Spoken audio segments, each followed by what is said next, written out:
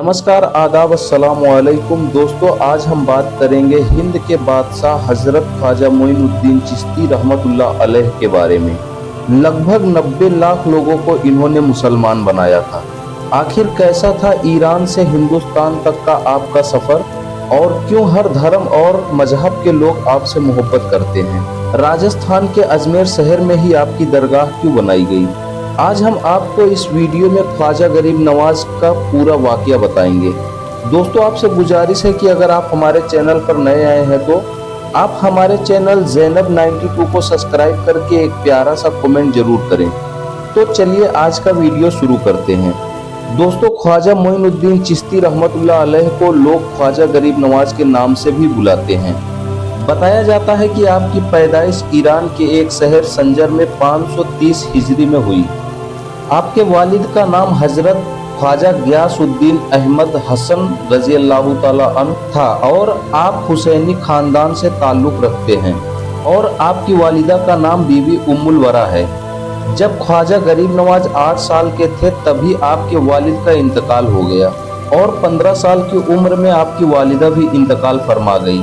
आप 544 हिजरी से 550 हिजरी तक हजरत मौलाना शरफुद्दीन के पास इल्म सीखते रहे, और 550 हिजरी में आपकी मुलाकात हजरत गौस पाक से हुई।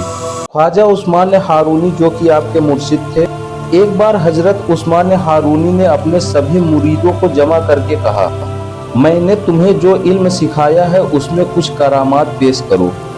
इस बात पर सभी मुरीदों ने अपने करामात दिखाते हुए कोई सोना तो कोई अशरफियाँ पेश की, और ख्वाजा गरीब नवाज ने रोटियाँ पेश की।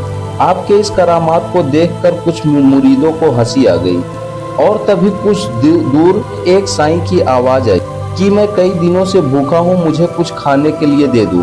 और फिर सभी ने अपनी अपनी चीज़ों को उस साईं को देनी चाहिए, मगर उस साईं ने कहा, मुझे तो सिर्फ खाना चाहिए।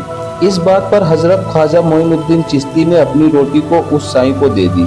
इस बात पर आपके मुर्शद ख्वाजा उस्मान हारूनी ने आपको कहा, ऐ मोइनुद्दीन, तुम गरीब नवाज हो, और यहीं से आपको हजरत ख्वाजा गरीब नवाज का लक़ब मिला। ख्वाजा मोइनुद्दीन 563 हिजरी में पहली बार अपने मुर्शद हजरत उस्मान हारूनी के साथ हज पर गए, और यहीं से आप ईमान की दावत के लिए सफ़र में निकल गए।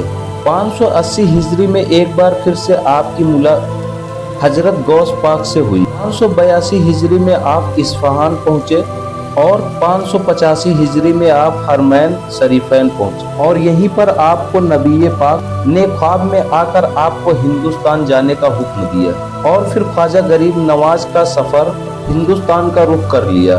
आप रास्ते में लोगों की मदद करते और उन्हें दीन की तालीम देते हुए लाहौर पहुँच गए, और आप यहाँ कुछ वक्त के लिए रुके। 587 हिजरी में 52 साल की उम्र में आप राजस्थान के अजमेर शहर में पहुँचे, जहाँ पर उस वक्त पृथ्वीराज चौहान की हुकूमत थी। बताया जाता है कि उस वक्त अजमेर में एक बहुत ही बड़ा मंदिर था, जिसमें सिर्फ राजा महाराजा और उनकी रानियां पूजा पाठ किया करते थे। मंदिर के बगल में ही एक तालाब था जिसका नाम आना सागर था। हिंदू उस तालाब के पानी को पाक और पवित्र मानते थे। जब ख्वाजा गरीब नवाज वहां पर आए तो आना सागर के कुछ ही दूरी पर अपने मुरीदों के साथ बैठ गए, और ये वक्त असर का था। आपने हजरत कुतुबुद्दीन रज़ियल्लाहु ताला अन्हु को अजान देने के लिए कहा। उस वक्त अजमेर के लोगों को इस्लाम के बारे में कुछ भी मालूम नहीं था। अजान की आवाज़ सुनकर वहाँ के लोग अपने घरों से बाहर आ गए। ख्वाजा गरीब नवाज ने अपने मुरीदों के साथ आना सागर के पानी में वजू किया और नमाज पढ़ने लगे। यह सब देख वहाँ के लोग हैरान हुए कि सारे भगवान तो मंदिर में हैं, फिर ये लोग किसकी पूजा कर रहे हैं। और फिर शाम के वक्त में राजा के नौकर अपने ऊँटों को लेकर वहाँ पर आ गए, और ख्वाजा गरीब नवाज से कहने लगे, ऐ बाबा, यहाँ से उठिए, ये राजा साहब के ऊँटों के बैठने की जगह है। इस बात पर गरीब नवाज ने कहा कि इतना बड़ा मैदान खाली है, ऊँटों को तो कहीं पर भी बैठा सकते हैं। पर राजा के नौकरों ने आपकी बात ना सुनी और आपके साथ बुरे बर्ताव से पेश आने लगे। इस बात पर ख्वाजा गरीब नवाज वहां से उठ गए और फरमाया कि अगर तुम लोग बोल रहे हो कि यह राजा के ऊँटों के बैठने की जगह है, तो अब यहाँ ऊँट बैठे ही रहेंगे। और फिर जब अगली सुबह राजा के नौकरों ने ऊँटों को उठाने लगे तो कोई भी ऊँट अपनी जगह से नहीं उठा। नौकरों ने ऊँटों को बहुत मारा पर कोई भी ऊँट अपनी जगह से नहीं उठा। यह मंजर को देखकर आसपास के लोग जमा होने लगे। उस वक्त नौकरों के दिमाग में तरह तरह की बातें चलने लगी। कोई सोच रहा था कि हो न हो कल हमने जिस बाबा को यहाँ से उठाया था उसी ने कोई जादू कर दिया है, और कोई सोचता था कि कहीं यह बाबा भगवान का कोई अवतार तो नहीं।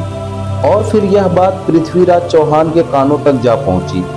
राजा को जब नौकरों ने शुरू से आखिर तक सारा वाकया बताया तो राजा ने कहा, तुम कैसे लोग हो जो अपने जादू से इन बेजुबान जानवरों को भूखा प्यासा बैठा कर रखे हो।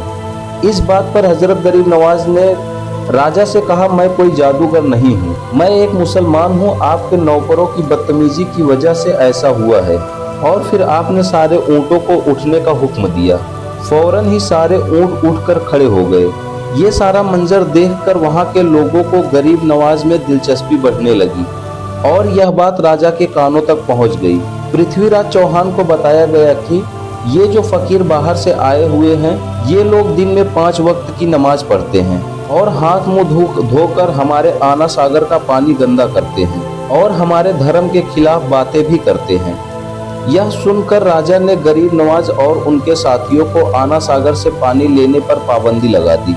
ख्वाजा साहब के बहुत कहने पर राजा ने उन्हें सिर्फ 1 भिश्ती पानी लेने की इजाज़त दी। बताया जाता है कि ख्वाजा साहब ने जब 1 कासा पानी तालाब से निकाला तो उस तालाब का सारा पानी सूख गया। आना सागर का पानी सूखना था कि पूरे अजमेर में कोहराम मच गया। राजा पृथ्वीराज चौहान भी गरीब नवाज का यह करिश्मा देखकर परेशान हो गया।